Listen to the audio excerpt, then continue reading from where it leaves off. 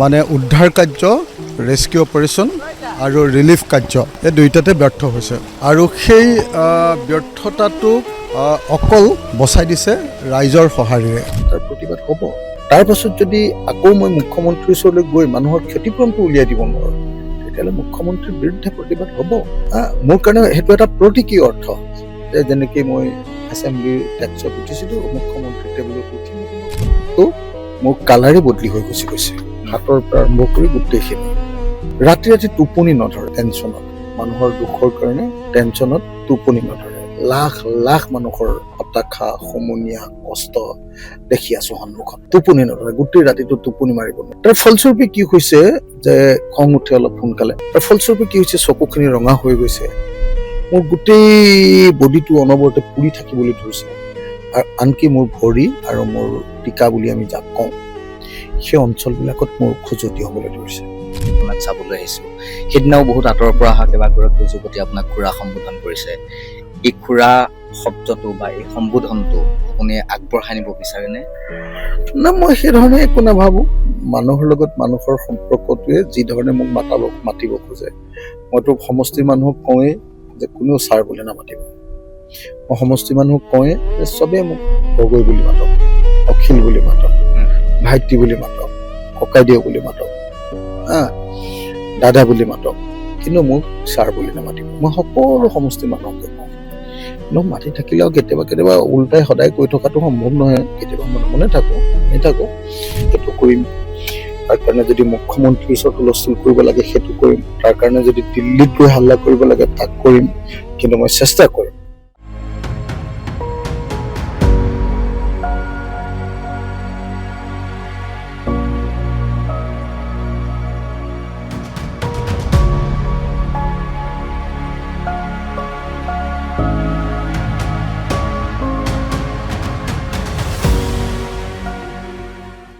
আপুনি ফেচবুকত আহ্বান জনাইছিলে, কেনেকুৱা পাইছে সঁহাৰি ৰাইজৰ? ব্যাপক সঁহাৰি। দুটা বস্তু মই ভাবোঁ যে এইবাৰ অসম চৰকাৰ সম্পূৰ্ণৰূপে মানে উদ্ধাৰ কাৰ্য, ৰেস্কিউ অপাৰেশ্যন আৰু ৰিলিফ কাৰ্য এই দুইটাতে ব্যৰ্থ হৈছে আৰু সেই ব্যৰ্থতাটোক অকল বচাই দিছে ৰাইজৰ সঁহাৰিৰে। গোটেই অসমৰ পৰা হাজাৰ হাজাৰ গাড়ী আহি, হাজাৰ হাজাৰ টীম আহি ঘৰে ঘৰে মানুহে ইয়াতে বান সাহাৰ্য প্ৰদান কৰিছে, যাৰ ফলস্বৰূপে কি হৈছে যে চৰকাৰৰ যিটো গেপ, সেই গেপটো মৰি গৈছে। দ্বিতীয় বস্তু যে মই যেতিয়া ছ'চিয়েল মিডিয়াত হেৰি কৰিলোঁ, একেদিনাৰ ভিতৰতে মোক 1 কোটি টকা মানুহে দিছে, 1 কোটি টকা। আৰু একাউণ্ট ব্লক হৈ গৈছে, পইচা ল'ব নোৱাৰে। মানে একাউণ্টটো ব্লক কি কাৰণে হৈ গ'ল নাজানো, ব্লক কৰি দিলে, কি কাৰণে হ'ল মই নাজানো। কিন্তু মই চেষ্টা কৰিছোঁ যে আমাৰ সমষ্টিৰ প্ৰত্যেকটো পৰিয়ালত অলপ যাতে পইচা দিব পাৰি, অলপ ৰেচন দিব পাৰি, কাপোৰ কানি দিব পাৰি। আৰু চৰকাৰকো মই তেনেকৈ কিছুমান বস্তু দিবলৈ বাধ্য কৰাইছোঁ। অসমৰ মুখ্যমন্ত্ৰীক মই কৈ আমাৰ প্ৰতিটো পৰিয়ালৰ কাৰণে আমি পইচা দি আছোঁ। গতিকে সেইটো এটা কথা, প্ৰতিটো পৰিয়ালৰ কাৰণে পইচা দি আছোঁ, সেইটো এটা কথা। আপুনি ডাঙৰ অভিযোগ আনিছে আজি সংবাদ মেলত, বানপানীৰ কাৰণটোৰ কথা কৈছে আপুনি। দিয়া হ'ল নেকি? অবৈধ কয়লা, শিল খনন, বালি খনন এইবিলাকৰ কাৰণেও দিশৈ সোঁত সলাবলৈ বাধ্য হৈছে। হয়, এইটো একেবাৰে খাটাং যে আমাৰ নাগালেণ্ডত নাগিনীমাৰাত গৈ আমাৰ অসমৰ পৰা বহুত বেপাৰীয়ে আমাৰ অসমৰ মুখ্যমন্ত্ৰীৰ পৃষ্ঠপোষকতাত কেইজনমান মন্ত্ৰীৰ নেতৃত্বত অবৈধ চিণ্ডিকেট চলাই গোটেই নাগিনীমাৰাখনত বা মন জিলাখনত সাংঘাতিক ধৰণে কি কৰিছে, কয়লাৰ অবৈধ খনন কৰিছে। কয়লাৰ খনন কৰাৰ কাৰণে কি হৈছে, তলত ডাঙৰ ডাঙৰ লেক বা হ্ৰদ বা এনেকুৱা পুখুৰীৰ সৃষ্টি হৈছে, তাত পানী জমা হৈ আছে। ওপৰটোত অকল মাটি আছে, পাহাৰটো আছে, মাজৰটো গোটেইটো খালী, তাত পানী সোমাই আছে। এতিয়া যেতিয়া বহুত বেছি বৰষুণ আহিছে, তেতিয়া ওপৰতো খহি গৈছে, পানীখিনিও তললৈ নামি আহিছে। তাৰ ফলস্বৰূপে কি হৈছে, ডাঙৰ বানপানী হৈছে। অকল কয়লা খনন নহয়, তাত খুব বল্ডাৰ ৰেষ্ট্ৰিকশ্যন হৈছে। নদী পাহাৰৰ পৰা গোটেই শিলবিলাক উঠাই অনাৰ কাৰণে গোটেই পাহাৰ চাহাৰ চব নামি আহিছে। তৃতীয় বস্তুটো হ'ল যে অকল এই দুটাই নহয়, আৰু এটা কাম হৈছে কি আপোনাৰ আমাৰ এই 4 লেনযুক্ত যিটো ৰাষ্ট্ৰীয় ঘাইপথ, এই ৰাষ্ট্ৰীয় ঘাইপথটোৰ কাৰণে যিটো মাটি আনিছে সেই মাটিটো কমপ্লিটলি তাৰ পৰা আনিছে, যাৰ ফলস্বৰূপে কি হৈছে যে আমাৰ তাতে নাগালেণ্ডত যেতিয়া বৰষুণ হৈছে সেই গোটেই পাহাৰ চাহাৰ ভাঙি লৈ আহিছে। এইটো এটা অত্যন্ত ডাঙৰ ডিভাষ্টেশ্যন। ইমান ডাঙৰ ঘটনা ঘটিলে বেলেগ ৰাজ্যত এইটো ৰাষ্ট্ৰীয় দুৰ্যোগ বুলি ঘোষণা কৰে, কিন্তু আচৰিত কথা যে আমাৰ ইয়াত ইমান ডাঙৰ দুৰ্যোগ ঘটাৰ পাছতো কিন্তু ইয়াক ৰাষ্ট্ৰীয় দুৰ্যোগ ৰূপে ঘোষণা কৰা নাই। সেইকাৰণে মই প্ৰধানমন্ত্ৰী ডাঙৰীয়া, ভাৰতবৰ্ষৰ গৃহমন্ত্ৰী ডাঙৰীয়া দাবী জনাই আছোঁ, অসমৰ মুখ্যমন্ত্ৰী ডাঙৰীয়াৰ জৰিয়তে সেই দাবী জনাই আছোঁ যে তেওঁলোক আহিব লাগে, তেওঁলোকে আমাৰ এই সমস্যাক ৰাষ্ট্ৰীয় দুৰ্যোগ বুলি ঘোষণা কৰিব লাগে আৰু অসমৰ প্ৰতিখন এনেকুৱা পানী উঠা ঘৰত 10 লাখ টকাকৈ দিয়াৰ ব্যৱস্থা কৰিব লাগে। আমি যেতিয়া নেপালী খুঁটিলৈ গৈছিলোঁ, যিফালেদি দিখৌৰ পানী সোমাই আহিছিল, সেই অঞ্চলটোত ৰাতিপুৱা 8টামান বজাৰ পৰা দিখৌত পানী বাঢ়িছে। অঞ্চলবিলাকো সেই সময়ৰ পৰা বুৰাই আনিছে আৰু 11মান বজাত গোটেই ঘৰে দুৱাৰে উটুৱাই লৈ গুচি গৈছে। আৰু যেতিয়া আমি নাজিৰা বা শিমলুগুৰি অঞ্চলৰ মানুহক সুধিছিলোঁ যে আপোনালোকৰ ইয়াত পানী কেতিয়া হৈছিল, বোলে 6টামান বজাত আমাৰ বাৰীৰ ঘৰ ভিতৰ এইবিলাক সন্ধিয়া। গতিকে এইটো এটা এডমিনিষ্ট্ৰেটিভ ফেইলিয়াৰো নহয়নে? মানে তেওঁলোকে আগতীয়াকৈ যদি ডাউনষ্ট্ৰীমৰ মানুহখিনিক সতৰ্ক কৰি দিলেহেঁতেন, অন্ততঃ তেওঁলোকে নিজক বচাব পাৰিলেহেঁতেন। মানে মই এবাৰ এটা বস্তু দেখিলোঁ, নালাগে, মই এবাৰ দেখিলোঁ যে অসম চৰকাৰে একচুৱেলি ডিভাষ্টেশ্যন এটা বা দুৰ্যোগ এটাক প্ৰশমন কৰিবৰ কাৰণে, তাৰ পৰা মানুহক ৰক্ষা পাবৰ কাৰণে কোনো ধৰণৰ মেকানিজম নাই। অসমৰ 3,50,00,000 মানুহ আছে, ইয়াত SDRFৰ কৰ্মী আছে অকল 560জন। 3,50,00,000 মানুহক বচাবৰ কাৰণে আমাৰ অসমৰ SDRFৰ কৰ্মী আছে 560জন। ইয়াত কোনো ৱাৰ্ণিং ছিষ্টেম নাই। ক'ৰবাত যে কিবা এটা ঘটিলে বিপদ হৈছে বুলি ৱাৰ্ণিং এটা দিবৰ কাৰণে কোনো ছিষ্টেম এতিয়ালৈকে গঢ়ি উঠা নাই। প্ৰশাসনে ৰাতিপুৱা 8 বজাত খবৰ পোৱা খবৰটো আকৌ ৰাতি সন্ধিয়া 6টা বজাত যে অন্য ঠাইত গৈ সেইটো ডাঙৰ ঘটনা সংঘটিত হৈছে। মই ভাবোঁ যে সেইটো তাৰ আগতে ৱাৰ্ণিং দি বস্তুবিলাক বচাব পাৰিলেহেঁতেন, মানুহবিলাক আঁতৰাব পাৰিলেহেঁতেন, তেতিয়া এনেকৈ হিচাপত মানুহ নমৰিলেহেঁতেন। কিন্তু দুৰ্ভাগ্যজনকভাৱে আমি দেখিছোঁ যে এই চৰকাৰখনে তেনেকুৱা ধৰণৰ কোনো ব্যৱস্থা এটা গ্ৰহণ নকৰিলে। চৰকাৰখনৰ অৱহেলাৰ কাৰণে, মানুহৰ অৱহেলাৰ কাৰণে এই কথাবিলাক হৈছে। মই আপোনালোক সকলোকে অনুৰোধ জনাওঁ যে চৰকাৰখনৰ এই অৱহেলাৰ বিৰুদ্ধে আমি সকলোৱে সতৰ্ক আৰু সজাগ হৈ মাত মাতিব লাগে। প্ৰশ্ন চিহ্ন কিন্তু শিৱসাগৰৰ ডিচিগৰাকীৰ ওপৰতো উঠিছে, কাৰণ গোটেই ডিষ্ট্ৰিক্টখন তেওঁ কণ্ট্ৰলতে থাকে, কিন্তু 8টা বজাত গম পোৱা খবৰটো ডাউনষ্ট্ৰীমৰ মানুহখিনিক নজনালে একেবাৰে। আমাৰ শিৱসাগৰৰ ডিচিৰ কাৰ্যকলাপটো এইবাৰ যথেষ্ট দুৰ্বল হৈছে। যেনেকৈ ৱাৰ্ণিং দিয়া বা জনোৱাৰ ক্ষেত্ৰত দুৰ্বল হৈছে, ঠিক তেনেকৈ ৰিলিফ বিতৰণৰ ক্ষেত্ৰত আৰু উদ্ধাৰ কাৰ্যটো সাংঘাতিক ধৰণে ৰেস্কিউ অপাৰেশ্যন আৰু ৰিলিফ ডিষ্ট্ৰিবিউশ্যন, এই দুয়োটাতে তেওঁলোকৰ অত্যন্ত দুৰ্বল হৈছে। গতিকে মই ভাবোঁ যে এইটো এটা দুৰ্ভাগ্যজনক ঘটনা ঘটিছে।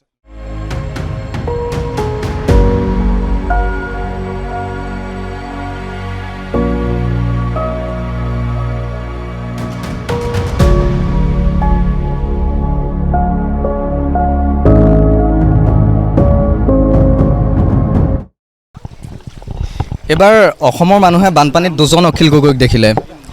এজন বানপীড়িতৰ কাষত শান্ত সমাহিত মুখ এখন লৈ হাঁহি মুখে মানুহক সহায় কৰিছে, আৰু আনফালে বিধানসভাত টেবুলৰ ওপৰত উঠি প্ৰতিবাদ কৰা, উগ্ৰ মূৰ্তি ধৰি সংবাদ মানে কোৱা তেনেকুৱা এজন অখিল গগৈক মানুহে দেখিলে। কোনটো ঘৰ? মানে মই ভাবোঁ যে এজন মানুহে সদায় হাঁহি থাকিব পাৰিলেই ভাল হয়, ফূৰ্তিত থাকিব পাৰিলেই ভাল হয়, কিন্তু যদি কেতিয়াবা কাৰোবাৰ প্ৰতি অন্যায় হয়, বৈষম্য হয়, তেতিয়াহ'লেতো প্ৰতিবাদ কৰাটো মই ভাবোঁ যে সহাৰ নিচিনাকৈ এটা পবিত্ৰ কাম। সেইকাৰণে মই আপোনালোকক ক'ব খোজোঁ, মোৰ নিয়মটোৱে হ'ল জনতাৰ লগত হাঁহি মাতি কথা পাতিবা, জনতাৰ লগত সমানে আচৰণ কৰিবা আৰু চৰকাৰী পক্ষৰ ওচৰত কঠোৰৰ পৰা কঠোৰতম স্থিতি ল'বা। এইটো হ'ল মোৰ জীৱনৰ এটা নীতি, আৰু সেই নীতি অনুসৰিয়ে মই মোৰ নিজৰ কামবিলাক সদায় কৰি যাওঁ। মই স্পষ্টকৈ আপোনালোকক কৈছোঁ, ৰাইজৰ লগত মই ককাই ভাইৰ নিচিনাকৈ থাকোঁ, কোনো ৰাইজে মোলৈ ভয় কৰিব নালাগে। কিন্তু প্ৰশাসন বা চৰকাৰৰ ওচৰত মই সদায় কঠোৰ হৈ থাকোঁ।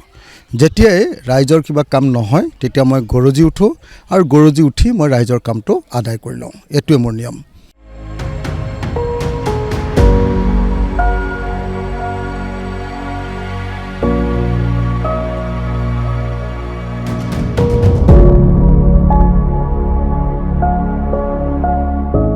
নিশাই মানুহৰ মাজত ঘূৰি ফুৰিছে। কেতিয়াবা এনেকুৱা হয়, প্ৰত্যেক মানুহৰে চাগে হয়, আৰু অলপ কিবা এটা দিব পৰা হ'লে ভাল হ'লহেঁতেন নেকি আপোনাৰ?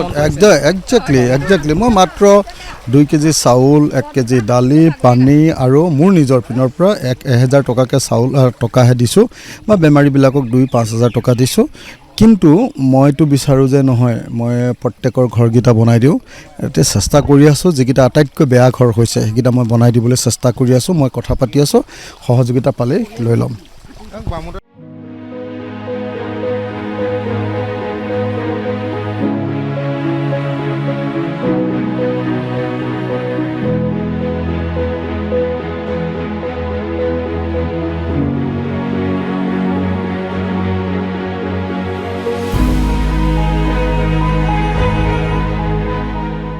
স্থানীয় মানুহখিনিৰ পৰাও আহিছে যে যিটো 4 লেনযুক্ত ৰাষ্ট্ৰীয় ঘাইপথটো বনোৱা হ'ল, সেই বনোৱাৰ সময়ত আগতে প্ৰতি 1 কিলোমিটাৰৰ ভিতৰত 3-4টাকৈ পুল আছিল।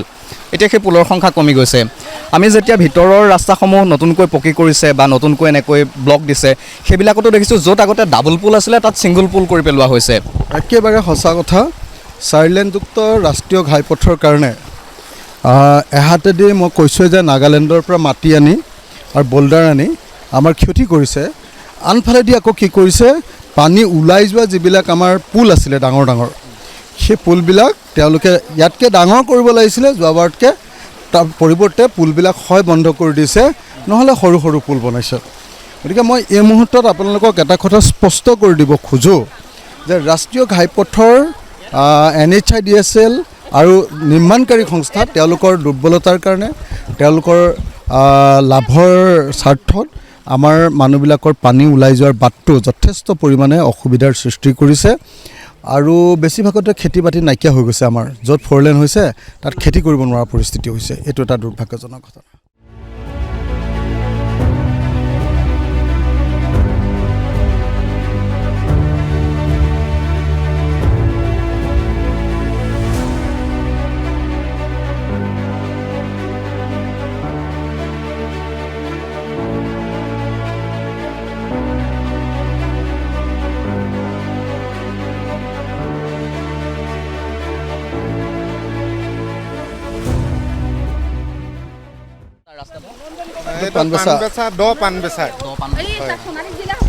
আপুনি দিনে ৰাতিয়ে ঘূৰি ফুৰিছে, 24 ঘণ্টাই ঘূৰি ফুৰিছে, আমি দেখিছোঁ।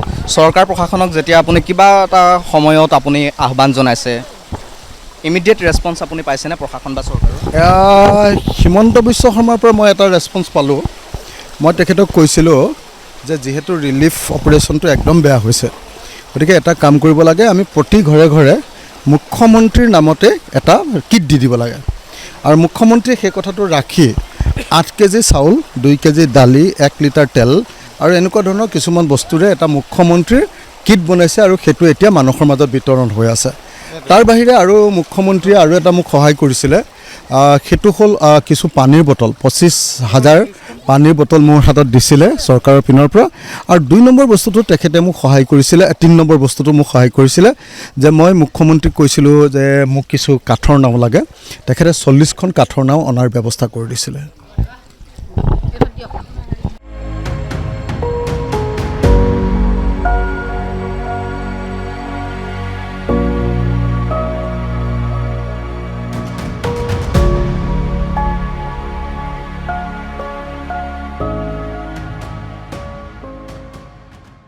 আপুনি মানুহৰ খবৰ ল'বলৈ আহোঁতে এদিন নাৱৰ পৰা লুটি খাই পৰিছিল, ভয় লাগিছিল নেকি? নাই, ক'ত ভয় লাগিব, সদায় পানীতে জঁপিয়াই মেলি থাকোঁ, মোৰ ভয় চয় নাই। এইবিলাক পানীত নাৱক লৈ ভয় নকৰোঁ। ব্ৰহ্মপুত্ৰত হ'লে ভয় কৰিম, বাকী নদীত ইমান ভয় নকৰোঁ। আৰু এইকেইটা পৰিয়াল হ'লনে নাই চাই দিয়া।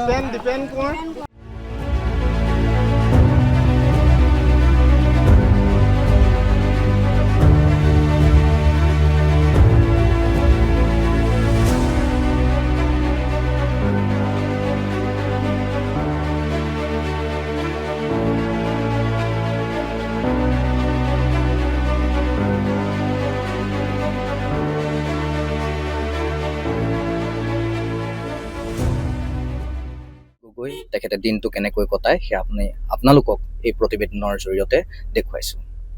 পুৱাৰে পৰা আজি আমি ৰাইজৰ দলৰ সভাপতি তথা শিৱসাগৰ সমষ্টিৰ বিধায়ক অখিল গগৈৰ সৈতে উপস্থিত আছোঁ। এইকেইদিন যে আপোনালোকে সংবাদ মাধ্যমতেই হওক, সামাজিক মাধ্যমতেই হওক, বিধায়কগৰাকীৰ সক্ৰিয়তা দেখিবলৈ পাইছে, তেখেতৰ কষ্টসমূহ দেখিবলৈ পাইছে। আজি আমি তেখেতৰ সৈতে দিনটো থাকি তেওঁ কেনেকৈ বন্যাৰ্তৰ কাষলৈ গৈছে এইসমূহ আমি লগত উপস্থিত থাকি বুজিবৰ বাবে যত্ন কৰিলোঁ। আৰু এতিয়া প্ৰায় শেষ খবৰ হৈছে, সন্ধিয়াও হ'ল। ইয়াৰ পাছতো হয়তো তেখেতৰ কিছু কাৰ্যসূচী আছে। আমি তেখেতক বন্যাৰ্তৰ কাষলৈ যাবলৈ ইয়াৰ পাছত দিম, কিন্তু আমি বৰ বেছি সময় তেখেতৰ পৰা ল'ব বিচৰা নাই। কি ক'ব দুখে ভাগৰে?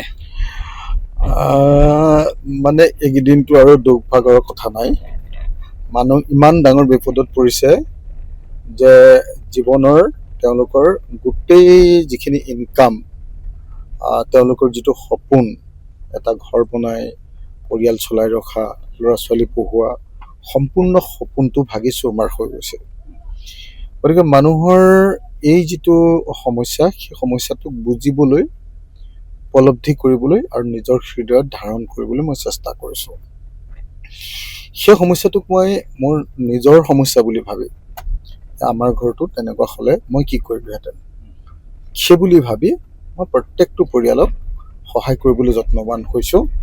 এতিয়াও সকলোৰে ওচৰত গৈ পোৱাগৈ নাই, গৈ আছোঁ, পামগৈ, সকলোৰে ঘৰলৈ যাম। আৰু সমষ্টিৰ প্ৰত্যেকৰ ঘৰত কিছু আৰ্থিক সাহাৰ্য দিয়া, কিছু চাউল দালিৰ ব্যৱস্থা কৰি দিয়া, কিছু কাপোৰ বস্ত্ৰৰ যোগান ধৰি দিয়া, এনেকুৱা ধৰণে আমি চেষ্টা অব্যাহত ৰাখিছোঁ। মই ট্ৰাই কৰি আছোঁ এনেকৈ ধৰণে বস্তুখিনি মানুহক সহায় কৰি দিবৰ কাৰণে। কিন্তু মূল কথাটো হ'ল যে আজি 11 দিন হৈ যোৱাৰ পাছতো মানুহৰ ঘৰৰ পৰা পানী ওলাই যোৱা নাই। যদি মানুহ এঘৰত 11 দিন পানী সোমাই থাকে, তাৰ পাছত আৰু সেই মানুহ ঘৰত কিবা বস্তু ভাল হৈ থাকিব বুলি মই নাভাবোঁ। আনকি বাকীটো বাদেই দিলোঁ, ঘৰখনৰ পকা ঘৰ যদি হয়, তাত থকা কাঠৰ দৰ্জাখন, সেই দৰ্জাখন আৰু ভাল হৈ নাথাকে। লোহাৰ দৰ্জাখনো ভাল হৈ নাথাকে। মুঠতে এই বানপানীটোৱে গোটেই মানুহৰ আন্তঃগাঁথনিটো, পৰিয়ালটো জীয়াই থকাৰ যিটো আন্তঃগাঁথনি, ইনফ্ৰাষ্ট্ৰাকচাৰ, সেইটো কমপ্লিটলি শেষ কৰি পেলালে। নাম্বাৰ 1। নাম্বাৰ 2, এই গোটেই পৰিয়ালবিলাকৰ মাজত এটা সাংঘাতিক ধৰণৰ মানসিক চাপ, এটা চাইক'লজিকেল, এটা মানসিক চাপ এনেকুৱা ধৰণে পেলালে যে মানুহবিলাক এতিয়া ট্ৰমাত গুচি গৈছে। বহুত মানুহ ট্ৰমাত গুচি গৈছে। কি কৰিম, কেনেকৈ চলিম, কেনেকৈ কৰিম, ল'ৰা ছোৱালী কেনেকৈ পঢ়াম। এই বানপানীৰ পাছত চাগে বহুত মানুহে নিজৰ ল'ৰা ছোৱালী স্কুলো এৰুৱাই দিব, কাৰণ পৰিয়ালটো ইনকাম যিহেতু শেষ হৈ গ'ল। পৰিয়ালটোৰ ইনকাম শেষ হৈ যোৱাৰ কাৰণে ল'ৰা ছোৱালীক হয়তো কাইলৈ পৰহিলৈ হাজিৰা কৰা কামত লগাব লাগিব। গতিকে এই কথাবিলাক উপলব্ধি কৰাটো, এই কথাবিলাক বুজি পোৱাটো, এই কথাবিলাক বুজি লৈ মানুহৰ সমস্যা সমাধান কৰিবলৈ যোৱাটো আমাৰ নিচিনা প্ৰতিনিধিসকলৰ কাম। আৰু মই সেইটোকে সামান্য পৰিমাণে কৰাৰ চেষ্টা কৰিছোঁ। আমাৰ অসমত যিহেতু বেছিভাগ মানুহে সেইবিলাক কাম নকৰে, প্ৰতিনিধিসকলে বেছিকেলি কিবা এটা সৰু সুৰা কিবা দায়িত্ব এটা পালন কৰিয়ে সেইটোক লৈ কেৱল প্ৰচাৰ কৰি থাকে। সেইকাৰণে মানুহে মোৰ কৰা কামটোক অলপ বেছি কৰা বুলি ভাবিছে, ভালকৈ কৰা বুলি ভাবিছে। মই ভালকৈ কৰিব পৰা নাই। সন্তুষ্ট নহয় নেকি? ডেফিনেটলি নহয়, কাৰণ মই যেতিয়ালৈকে প্ৰতিটো পৰিয়ালৰ কাৰণে 10 লাখ টকা এটা উলিয়াই দিব নোৱাৰোঁ। 10 লাখ টকা উলিয়াই দিবৰ কাৰণে আপুনি হুংকাৰো প্ৰদান কৰিছে আন্দোলনৰ। মানে মোৰ কথাটো হ'ল, চাওক, নিজৰ দেউতাকৰ, নিজৰ ল'ৰা ছোৱালীৰ, নিজৰ ককাকৰ গোটেই ইনকামখিনিৰে, তেওঁলোকৰ 5 পুৰুষমানৰ কষ্টৰে তেওঁলোকৰ পৰিয়ালটো, বৰ্তমানৰ পৰিয়ালটো গঢ়ি উঠে। এই 100 বছৰ বা 125 বছৰৰ কাৰ্যকালৰ মানে যিটো প্ৰডাক্ট, ফলাফল, সেই ফলাফলটো এটা ঘৰ, এখন গাড়ী, ঘৰখনৰ ভিতৰত থকা আচবাবসমূহ আৰু নিজৰ ল'ৰা ছোৱালী এটা পৰ্যায়লৈ পঢ়ুৱাব পৰাৰ ক্ষমতা। এতিয়া বানপানীটোৱে সেই গোটেই বস্তুটো নাইকিয়া কৰি থৈ গুচি গ'ল। গতিকে যদি আমি পৰিয়ালবিলাকক টকা 10 লাখ দি সহায় কৰিব নোৱাৰোঁ, তেতিয়াহ'লে এই পৰিয়ালবিলাক 20 বছৰ 30 বছৰ পিছুৱাই যাব। সেইকাৰণে মোৰ কাৰণে কথাটো খুব স্পষ্ট যে প্ৰত্যেকবাৰে বানপানীৰ পৰা মানুহক যেনেকৈ 6,000 বা 12,000 টকা দি নিজৰ দায়িত্ব চৰকাৰে পালন কৰি শেষ কৰি দিয়ে, মেনুৱেল মতে আনকি ৰিলিফখিনিও নিদিয়ে, বিপদৰ সময়ত আনকি ৰেস্কিউ অপাৰেশ্যনো নকৰে, তেনেকেই পাৰ কৰি দিয়ে নিজৰ কাম বুলি। এতিয়া যিহেতু মোৰ সমষ্টিত হৈছে আৰু মই নিজে মানুহৰ দুখ দেখিছোঁ, গতিকে মোৰ চিন্তাটো এটাই যে মই সকলো মানুহৰ কাৰণে, অকল আমাৰ সমষ্টিৰ কাৰণে নহয়, চৰাইদেউৰ মানুহৰ কাৰণে, শিৱসাগৰ জিলাখনৰ মানুহৰ কাৰণে আৰু আপোনাৰ কি কয় যোৰহাট জিলাখনৰ মানুহৰ কাৰণে মই অন্ততঃ পক্ষে পৰিয়ালৰ প্ৰতি 10 লাখ টকা এটা উলিয়াই দিব খোজোঁ। তাৰ কাৰণে যি ধৰণে কৰিব লাগে, বিধানসভাত যদি হাল্লা কৰিব লাগে সেইটো কৰিম, তাৰ কাৰণে যদি মুখ্যমন্ত্ৰীৰ ওচৰত হুলস্থুল কৰিব লাগে সেইটো কৰিম, তাৰ কাৰণে যদি দিল্লীত গৈ হাল্লা কৰিব লাগে তাক কৰিম, কিন্তু মই চেষ্টা কৰিম। আপুনি কৈছে যে ইয়াৰ আগতে বানপানীৰ কথা ক'বলৈ মই বিধায়কৰ টেবুলত উঠিছিলোঁ, প্ৰয়োজন হ'লে এতিয়া মই মুখ্যমন্ত্ৰীৰ টেবুলত উঠিম। মানে মই কোৱাৰ অৰ্থটো আছিলে যে আমাৰ প্ৰতিনিধিসকলে আৰু আমাৰ প্ৰতিনিধিসকলৰ যিজন লিডাৰ, মানে লিডাৰ অফ দ্য হাউচ, যাক অধ্যক্ষ বুলি কয়, অধ্যক্ষজনে আমাৰ মানুহৰ বেদনাটো বুজি নাপালে। He is totally unsensitive towards the people affected by the flood. গতিকে তেখেতৰ ইনচেনচিটিভিটিয়ে গোটেই মানুহখিনিক সাংঘাতিক ধৰণে কষ্ট দিছে আৰু এইটো এটা অত্যন্ত বেয়া খবৰ গুচি গ'ল যে আমি 126জন বিধায়ক ইনচেনচিটিভ। গতিকে মোৰ কোনো উপায় নাছিলে যেতিয়া মোক 2 মিনিট সময় ক'বলৈ, আনইণ্টাৰেপ্টেড ক'বলৈ মোক সুবিধা দিয়া নাছিলে, অতিৰিক্ত 2 মিনিট বিচাৰোঁতে মোক এক্সপেল কৰি দিছিলে, তেতিয়া মোৰ কাৰণে উপায় নাছিলে। যিহেতু মই নাটক কৰা নাছিলোঁ, মানুহক দেখুৱাই বস্তুটো কৰা নাছিলোঁ, মই আন্তৰিকতাৰে কৰিছিলোঁ, মোৰ জেনুইনলি খং উঠিছিলে আৰু খং উঠি মই আক্ৰমণাত্মক হৈছিলোঁ। মিছা কৈ লাভ নাই, মোক খং উঠিছিলে, মই আক্ৰমণাত্মক হৈছিলোঁ। কথা সেইটোৱে। আপুনি শুবলৈ পোৱা নাই বুলি কৈছিলে সংবাদ মাধ্যমত। মই সঁচা কৈছোঁ, আপুনি মোৰ নিজৰ চকুখিনি চাওক, চকুকেইটা এনেকৈ চাওকচোন অকণ, মোৰ গোটেই চকু দুইটা পুৰা লাল হৈ গৈছে। মোৰ মূৰৰ গোটেই ছালবিলাক এফালৰ পৰা উঠি গৈছে। আপোনাৰ স্পৰ্টিঙৰ ওপৰৰ অংশটো মোৰ কালাৰে বদলি হৈ গুচি গৈছে, হাতৰ পৰা আৰম্ভ কৰি গোটেইখিনি। ৰাতি টোপনি নধৰে টেনশ্যনত, মানুহৰ দুখৰ কাৰণে টেনশ্যনত টোপনি নধৰে। লাখ লাখ মানুহৰ হতাশা, সমনীয়া, কষ্ট দেখি আছোঁ সন্মুখত, টোপনি নধৰে, গোটেই ৰাতিটো টোপনি মাৰিব নোৱাৰোঁ। তাৰ ফলস্বৰূপে কি হৈছে যে খং উঠে অলপ সোনকালে, তাৰ ফলস্বৰূপে কি হৈছে চকুখিনি ৰঙা হৈ গৈছে, মোৰ গোটেই বডিটো অনবৰতে পুৰি থাকিবলৈ ধৰিছে, আৰু আনকি মোৰ ভৰি আৰু মোৰ টিকা বুলি আমি যাক কওঁ সেই অঞ্চলবিলাকত মোৰ খজুৱতি হ'বলৈ ধৰিছে, আৰু অনবৰতে এতিয়া জ্বৰ এটা উঠি থাকে, গাটো গৰম হৈ থাকে, জ্বৰ এটা আহি থাকে। শাৰীৰিকভাৱে অসুস্থ হৈ গৈছোঁ, শাৰীৰিকভাৱে অসুস্থ নহয়, মানসিকভাৱে অশান্তিত ভুগিছোঁ। গতিকে এনেকুৱা পৰিস্থিতিত মই ভাবোঁ যে আমি প্ৰত্যেকজন মানুহে যদি চেনচিটিভলি কাম নকৰোঁ, অধ্যক্ষই কাম কৰা নাই তাৰ প্ৰতিবাদ কৰিছোঁ। এতিয়া মুখ্যমন্ত্ৰীক জনাইছোঁ যে প্ৰধানমন্ত্ৰীৰ ওচৰলৈ গৈ ইয়াক নেশ্যনেল কেলামিটি ডিক্লেয়াৰ কৰাওক। যদি সেইটো কৰাব নোৱাৰে তেতিয়াহ'লে তাৰ প্ৰতিবাদ হ'ব। তাৰ পাছত যদি আকৌ মই মুখ্যমন্ত্ৰীৰ ওচৰলৈ গৈ মানুহৰ ক্ষতিপূৰণটো উলিয়াই দিব নোৱাৰোঁ তেতিয়াহ'লে মুখ্যমন্ত্ৰীৰ বিৰুদ্ধে প্ৰতিবাদ হ'ব। মোৰ কাৰণে সেইটো এটা প্ৰতীকী অৰ্থ যে যেনেকৈ মই এছেম্বলিৰ ডেস্কত উঠিছিলোঁ, মুখ্যমন্ত্ৰীৰ টেবুলত উঠিম, সেইটো মোৰ প্ৰতীকী এটা বক্তব্য। তো মই আশা কৰোঁ যে অসমৰ মুখ্যমন্ত্ৰীয়ে, ভাৰতবৰ্ষৰ প্ৰধানমন্ত্ৰীয়ে, ভাৰত চৰকাৰ আৰু অসম চৰকাৰে বস্তুবিলাক সঠিকভাৱে উপলব্ধি কৰিব আৰু প্ৰকৃত ন্যায় অসমৰ ৰাইজক প্ৰদান কৰিবলৈ চেষ্টা কৰিব।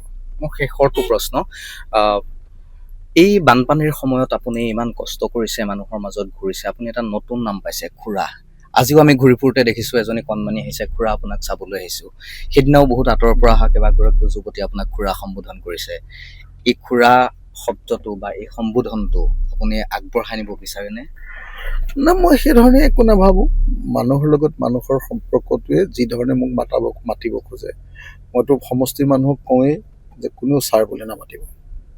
মই সমষ্টিৰ মানুহক কওঁৱেই যে চবেই মোক গগৈ বুলি মাতক, অখিল বুলি মাতক, ভাইটি বুলি মাতক, ককাইদেউ বুলি মাতক, দাদা বুলি মাতক, কিন্তু মোক ছাৰ বুলি নামাতিব। মই সকলো সমষ্টিৰ মানুহকে কওঁ।